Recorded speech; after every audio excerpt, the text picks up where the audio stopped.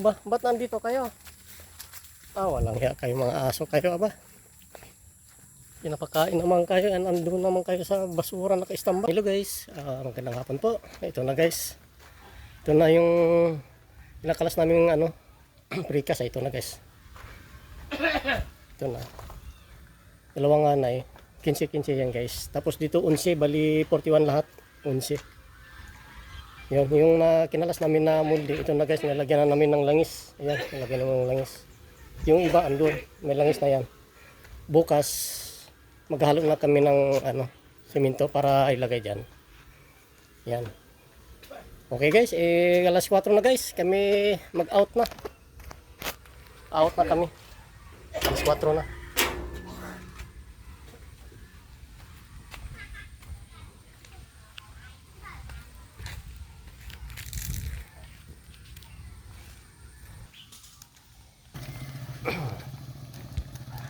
Iniwanan ko na si Rudy kasi nag-ayos pa eh. Diretso ako ng bayan ng Santa Cruz.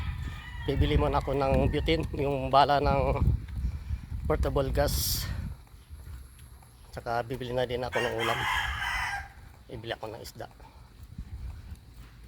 Mabagal ni Rudy eh. Kaya umuna na ako. Mabagal kasi kumilos eh. Kaya iba ako eh. Pag ako kumilos, saka mabilis.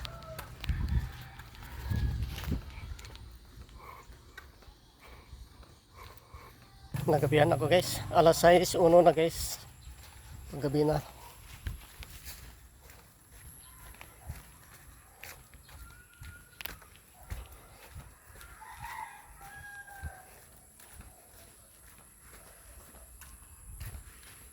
Alas 6:01.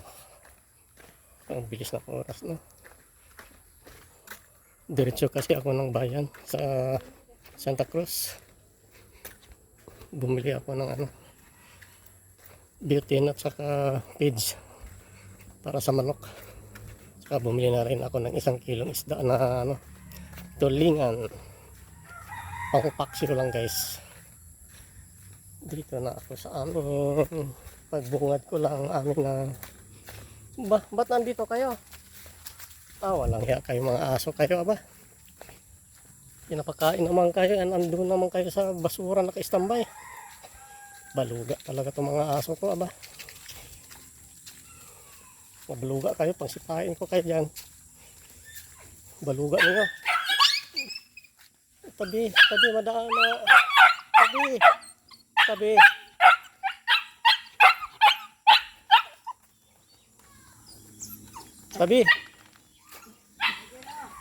Tabi, dadaan ng hari.